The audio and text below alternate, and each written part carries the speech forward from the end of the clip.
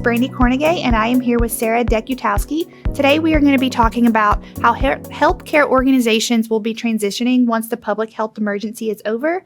Hi, Sarah. Do you want to just go ahead and introduce yourself? Sure, Brandy. Thank you. I am Sarah Dekutowski. I am a partner with Drafton & Tucker. I'm based here in Atlanta, but I help organizations throughout the Southeast.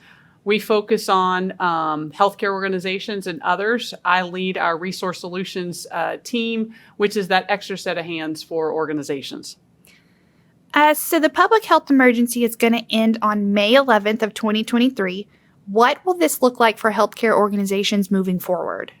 Under the, basically the PHE, under this, during this COVID time period, hospitals were allowed to keep you in the hospital, care for you there, as you recovered, as you did your rehab, as you did your therapy.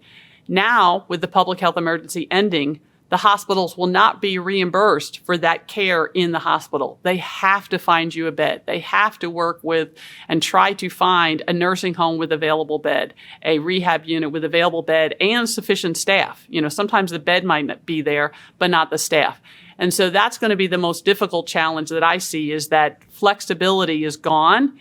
And if they can't find a place for you to be discharged to that next level, you may be not at the location near your family and friends. You might be in another county or even possibly another state. So that's definitely a challenge now that these flexibilities are ending.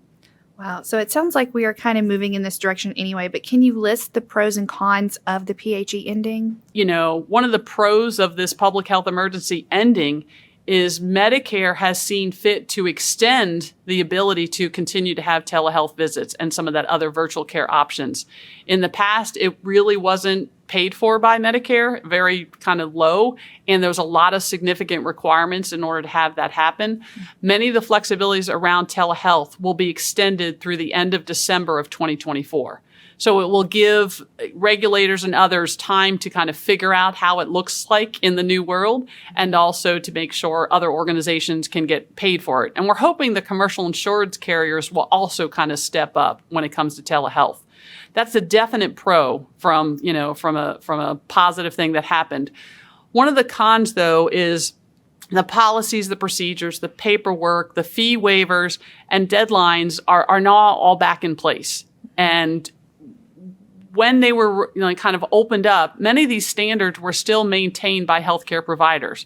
They still were in place. They were still doing what they needed to do. But now, if they stray a little bit because of a staffing shortage or because they're trying to create and help a patient in a way, they might get in trouble. In the public health policies and regulations, what will those look like once this ends, and how do you see those policies evolving in the future?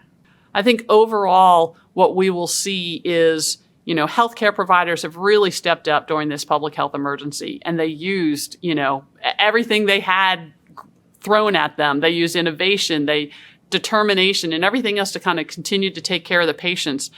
And what we see going forward is government agencies, commercial payers, and others continue to identify those flexibilities created during this public health emergency and see how they can be put in place to kind of help healthcare organizations and the patients they serve now and in the future. Because what we saw during COVID, whether it was a challenge, there was a lot of good that came out of it that I hope we'll see continue. Well, this has all been incredibly interesting. Thank you so much for your time today, Sarah. Thank you, Brandy. Thank you for watching.